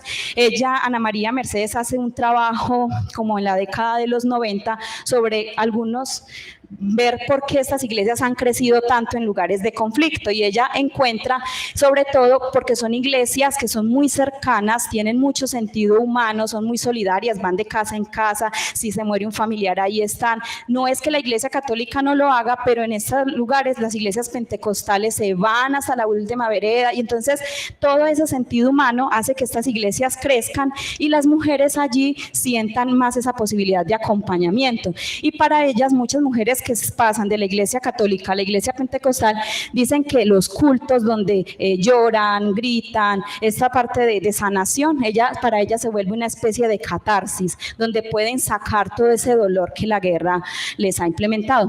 Las mujeres pentecostales entonces transgreden sus barreras y prejuicios religiosos y buscan lo que las une con las mujeres católicas, que es el dolor y la esperanza. Al inicio fue difícil, pero ya luego ellas dicen, es que nos sentamos a conversar. A ver, ¿a usted qué le pasó? Murió mi esposo, murieron mis hijos. Vemos que su realidad es muy similar a la mía porque estamos divididas. Vamos a unirnos y desde la fe, ¿cómo podemos transformar eso?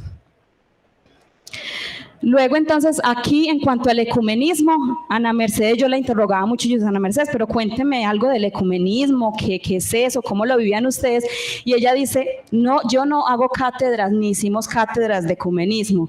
Nosotros vivimos el ecumenismo. O sea, desde un inicio ella no se fue a hacer algo académico, pero como era una inspiración en las comunidades eclesiales de base, que Ana Mercedes había trabajado mucho tiempo en ello, entonces ellas no hicieron grandes cátedras, sino que desde un inicio empezaron a trabajarlo, un ecumenismo de fronteras, donde no había institucionalidad religiosa o era muy escasa y empiezan ellas mismas a reunirse.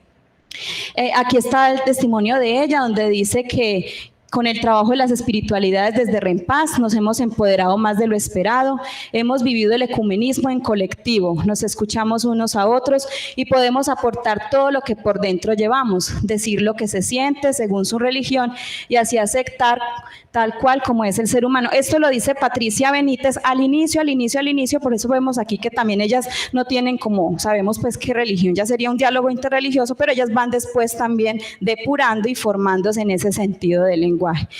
Vamos adelante. Aquí hay un testimonio de la pastora Adelina Zúñiga, no lo voy a leer completo porque ya se me está acabando el tiempo, pero también ella dice que al principio ya no entendía la espiritualidad de Rempaz y eso del ecumenismo, pero luego se va dando cuenta que es trabajar juntos, lo que tanto se pregona ahora con la sinodalidad, que es trabajar juntos, juntas, y que ellos se respetan, se aman, y cómo esa experiencia le fue a ella como cristiana evangélica, la fue también acercando a sus compañeras católicas, y también esa parte a lo social. Ya se acabó el tiempo. Bueno, entonces ya para finalizar, como un gran conclusión de todo este trabajo es el paso de estas mujeres de lo privado a lo público. Entonces yo lo quise titular así, de la casa a la plaza, que no es mía la expresión, es de un grupo de mujeres del oriente antioqueño, y ya nos van a hacer ecos, van a hacer voz, van a tener voz, porque van a lograr ese tránsito histórico del ámbito privado a lo público como lideresas en sus propias comunidades. Van a participar, y muchas están en este momento en ello, en la participación activa en la mesa de víctimas, equipos de unidad de víctimas y la gestión de los proyectos de paz en sus comunidades rurales, con capacitaciones en temas de género, resolución de conflictos, espiritualidades y proceso de paz colombiano. La pastora pentecostal Adelina Zúñiga, que es miembro de Rempaz, ella expresa que las mujeres poseen la capacidad de abrirse sin reservas a lo social y equilibrar la atención entre la familia, iglesia y comunidad. Ahí ellas al inicio cuentan cómo los esposos no las querían dejar, los pastores tampoco, y con expresiones muy machistas como lo suyo es cocinar, usted tiene que estar solo con sus hijos, eso de cuestión de reuniones no es cuestiones de faldas sino de pantalones, y así tienen muchas, y ellas transgreden eso y dicen no, nosotros también podemos hacerlo. La resolución 1325 a nivel legal nos lo está posibilitando y hacen ese tránsito. Aquí también pues está el testimonio de Ligia Regino, que también habla de eso, de la estigmatización de ser mujer, pero cómo logran ellas empoderarse y lograr ese cambio con las comunidades. Y aquí entonces, como conclusión, lo voy a decir en palabras de Ana Mercedes Pereira, estas mujeres lograron articular la fe con el compromiso social y político, construyeron nuevos lenguajes religiosos, su corporeidad se transformó, se desplazó a nuevos espacios, interactuó con el abrazo, la sonrisa, la escucha, con el otro, la otra, su memoria se recuperó y se hizo colectiva. Como resultado empezaron a realizar acciones de incidencia política, a solidarizarse con las personas más necesitadas y a sentirse plenas como mujeres, realizando nuevas funciones relacionadas con la construcción de lo público. Aquí hay algunas imágenes, las imágenes no están muy nítidas porque las tomé directamente de Rempaz, donde están este grupo de mujeres que hacen. Ana Mercedes es la que está allá, quien es la gran lideresa de esta iniciativa, junto con otras mujeres, y ya pues están las referencias bibliográficas. Muchas gracias.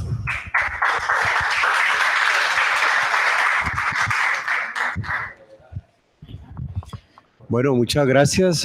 Vamos a tener ahora un tiempo para preguntas, comentarios, tanto los que están aquí presencialmente como los que se han conectado. Damos gracias a cada uno de los ponentes que han estado en esta mañana con nosotros. Entonces tenemos todavía unos minutos para hacer esos comentarios, esa retroalimentación.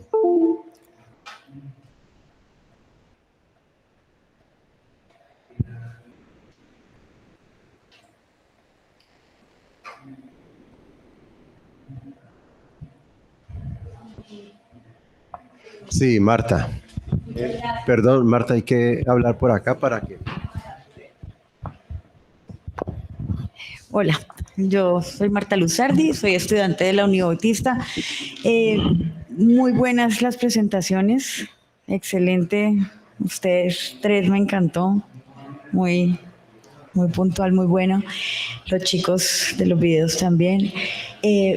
A mí me surge una pregunta que pues probablemente no vamos a poder contestar ahora, pero es que si bien el Papa Francisco ha hecho un trabajo magnífico, de verdad, cambiando un poquito la visión y la manera, no solo la manera de pensar, sino de actuar de la Iglesia, Sé que los procesos de cambio llevan tiempo y no se pueden lograr de un día para otro, ni en 2 años, ni en 5 años.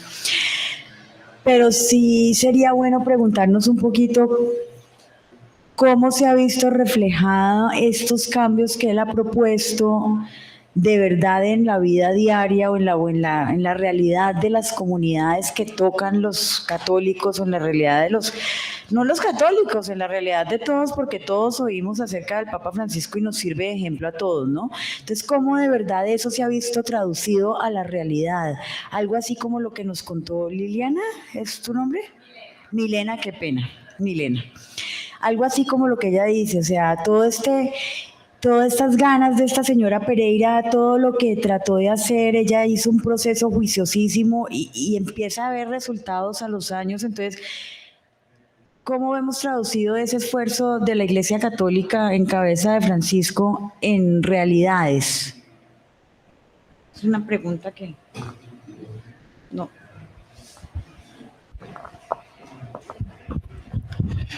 Bueno, creo que en la pregunta ya había un poco de la respuesta, ¿sí? Porque decías que Francisco es una figura que constituye un ejemplo no solo para los cristianos católicos, sino para la comunidad mundial. Y desde su elección como obispo de Roma, que prefiere que se le llame así porque antes que nada él dice que el primado simplemente es en el servicio, en la caridad. Entonces, Francisco, desde su perspectiva ejemplificante, sería difícil definir como cosas concretas, o sea, no porque no existan, sino en razón de que muchas veces no se divulgan, ¿sí? Al menos en cuanto al ecumenismo, podríamos tender a esas acciones grandes con las otras confesiones cristianas, ¿verdad? Un poco lo que ya hemos hablado, como esos signos, como esas experiencias, como esos viajes, porque él también ha procurado hacer muchos viajes apostólicos, ¿verdad? Y desde allí se han suscitado muchas cosas.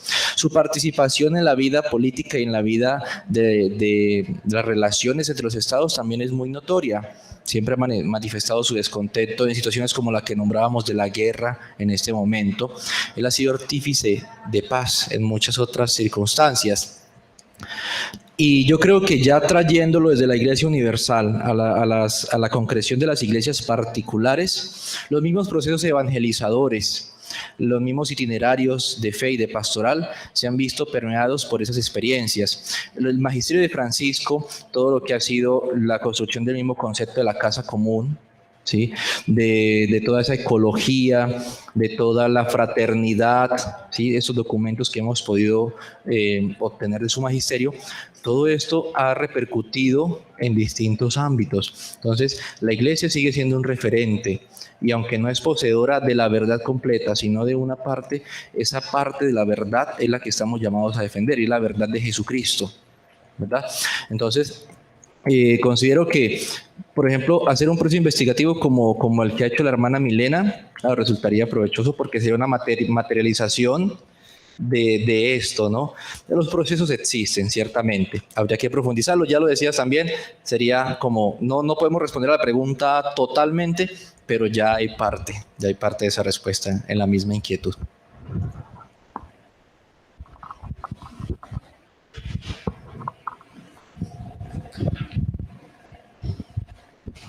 Bueno, mientras que los demás se animan, una pregunta para Carlos. En un momento abordabas en la ponencia el tema del pecado y como tienes en la ponencia el ecumenismo un camino o una condición de posibilidad para la construcción de la justicia social, queda un poco como y sería la oportunidad para poder ahondar cuando refieres el tema del pecado en relación al ecumenismo, ¿qué pretendes desarrollar haciendo la mención al pecado o con la intención de profundizar y poder superar desde la perspectiva ecuménica el componente del pecado social? ¿O se está entendiendo que el ecumenismo o la división es fruto de ese pecado? Que un poco como por ahí o puede estar equivocado. Entonces un poco por qué la menciona el pecado y si va más en línea de un componente de superar ese pecado social, esa deuda que tenemos como cristianismo, más no como iglesia. Bueno, sí, la propuesta que yo pues quería proponer con mi escrito es identificar, primero que todo, el itinerario que debe seguir un diálogo ecuménico, ¿no? Entonces, partiendo de esto, considero que es indispensable identificar aquellos elementos que han causado la división entre los cristianos, ¿no? Porque muchas veces nosotros pretendemos iniciar un diálogo ecuménico, pero no sabemos la realidad de la historia, no sabemos qué es lo que ha sucedido. Entonces empezamos a hablar sobre fundamentos que en muchas ocasiones son falacias. Entonces, el primer punto que nosotros estamos llamados a reconocer es que la consecuencia del pecado es la división. Y eso es lo que precisamente nosotros queremos enmendar por medio del diálogo ecuménico. Por eso es necesario conocer el pasado. El Papa Juan Pablo II hablaba de una purificación de la memoria. Es decir, nosotros no estamos llamados a un diálogo ecuménico sin unas bases profundas que nos permitan a nosotros identificar qué fue lo que pasó históricamente, por qué estamos divididos, de en qué no hubo comprensión. Y todas estas situaciones, en últimas terminan con una sola premisa, que es el pecado del hombre, es el que ha causado todas estas divisiones. Cuando yo reconozco que el pecado del hombre es el que ha causado estas divisiones, sé que tanto yo como los demás hemos sido culpables, en cierto modo, de esta fractura de la iglesia. Y a partir de ahí, yo empiezo a construir un diálogo en el que no voy a buscar tener la razón absoluta o tener la verdad absoluta. De empezar a decir, es que ustedes fueron los que se dividieron, es que ustedes fueron los que no entendieron el mensaje que desarrollaron los padres de la iglesia, que desarrolló la doctrina eclesial a lo largo del tiempo y por eso se fueron. No, sino decir, bueno, todos hemos contribuido a la ruptura, al quebranto de la comunión y por lo tanto todos tenemos la responsabilidad de volver a construirlo. Entonces, por eso se me hacía fundamental hablar del pecado, porque nosotros, si tenemos en cuenta lo que ha generado la división, pues asimismo todos nos haremos responsables de la construcción de las relaciones, ¿no? Del trabajo mutuo. Y pues en síntesis, me interesaba mucho poder identificar el itinerario que debía tener el diálogo ecuménico. No porque yo no me interese lo que pasa con los hermanos de otras denominaciones cristianas, no, sino porque yo comprendo que entre todos debemos tener fundamento de verdad y entre todos debemos construir puentes de unión. Vale, muchas gracias, Carlos. ¿Alguien más? Quisiera complementar un poquitico lo que estaban hablando mis compañeros hace un momento. A mí me parece que el aporte del Papa Francisco ha sido fundamental a este acercamiento ecuménico de los cristianos, ¿no? Pero hay que recordar que este ha sido un principio de la Iglesia Universal. Podemos ver en el Concilio Vaticano II que la gran preocupación del concilio fue esa, cómo nosotros tendemos puentes con nuestros hermanos. Y también nosotros podemos ver en el magisterio del Papa Juan Pablo II, del Papa Benedicto XVI, que también tuvieron como uno de sus objetivos principales ¿no? El acercamiento con los hermanos cristianos con los hermanos cristianos. Entonces, yo considero que es fundamental también tener en cuenta que no ha sido un principio únicamente del Papa Francisco, sino que ha sido un compromiso del magisterio de la Iglesia. Y en segundo lugar, existen muchos lugares y existen muchas instituciones, incluso anónimas, que están viviendo este espíritu de la fraternidad. Yo, pues como religioso, he podido vislumbrar en pequeñas comunidades, en procesos integrales de nueva evangelización, donde se reúnen 2, 3 hermanos católicos y se reúnen con el pastor y con los hermanos de las otras iglesias y van a visitar a los presos.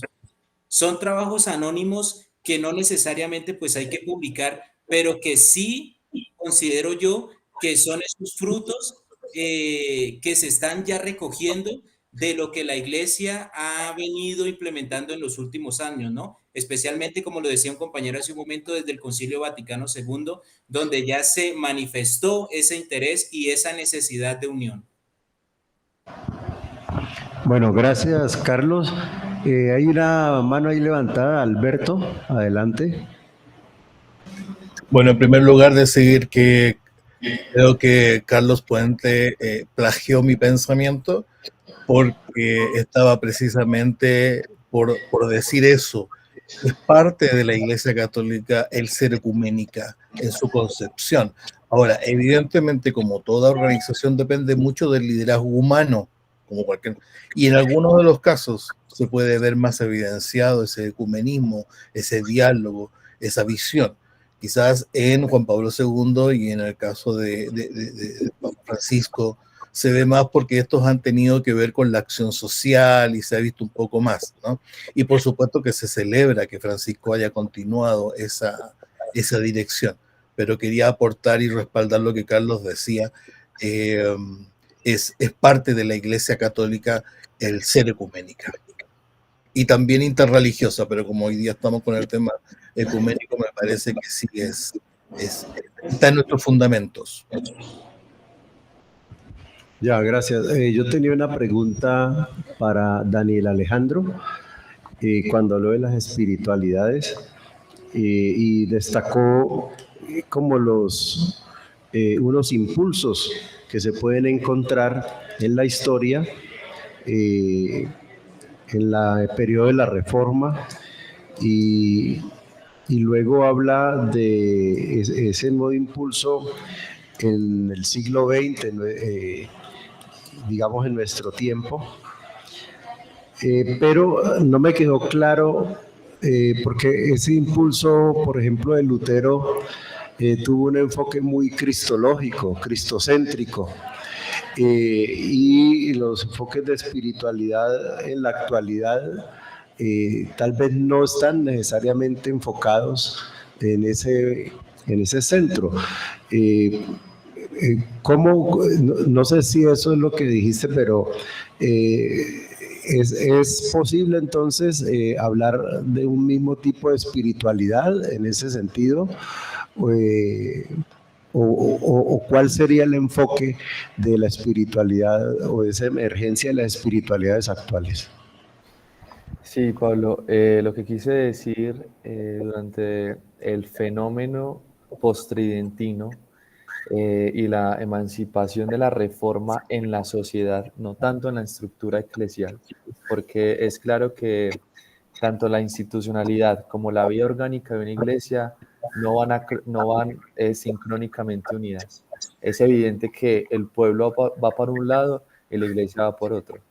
Y en ese momento, cuando existe esta reforma iluminista por parte de Martín Lutero y de sus tesis, si bien presenta a una persona aún muy cristológica, se enciende en cada individuo o en cada sujeto una fuerza espiritual que ya está emancipada sobre algunas concepciones institucionales. Es decir, ya no se está pensando en una iglesia, en un pueblo con miedo, con presupuestos de discernir con miedo por un problema institucional, donde te van a juzgar, donde vas a ser condenado porque no piensas igual a una institución y a unas verdades propias, llámese verdades absolutas o llámese reflexiones del magisterio, que si una persona no va acorde a ello, pues se pierde como toda credibilidad. Y es por eso que cuando surge este fenómeno o surge este impacto social histórico, incluso social y social histórico, pues ya la gente no tiene, algunos ya no tienen miedo de expresar ese discernimiento espiritual propio que surge de allí. Y yo puse un ejemplo muy claro dentro de la iglesia como es Santa Teresa de Jesús y toda esa mística romántica que para la iglesia tridentina es un peligro y se tenía como sospecha bajo unos presupuestos tridentinos, porque ya hay que miedo, hay otra interpretación, hay otras formas de ver la espiritualidad o la experiencia de Dios que al final como la experiencia de Dios, como dice Raymond Panikkar, es genitivo porque es de Dios, pero es subjetivo. No es encerrar la experiencia de Dios desde unos insumos que ya han sido puestos, sino desde la manera de vivirlo en cuanto a la relación con Él. Y quise decir de que en la población en especial donde yo estoy trabajando ese tema, que es los jóvenes, sí se ve que hay una intensidad o una preocupación por una vida espiritual que no sé si llamarlo Cristo, porque no tiene la imagen de Cristo, pero que al fin y al cabo esas espiritualidades, cuando proporcionan un sentido de vida y se piensa y se puede conducir a Cristo mismo, ya hay como una forma de pedagogía de la confianza, una pedagogía que se pueda inducir esto de Jesús mismo, pero en esa espiritualidad que ellos han tenido por experiencia y no por imposición. Muchas gracias, Daniel Alejandro. Bueno, y muchas gracias a todos y todas por su participación aquí, a los ponentes que nos han alimentado en esta mañana. Muy bueno, los felicito y bueno, en esta sesión tuvimos la coincidencia que todos eran estudiantes, ¿no? Y hay muy buena producción. Muchas gracias. Felicitaciones. Muchas gracias.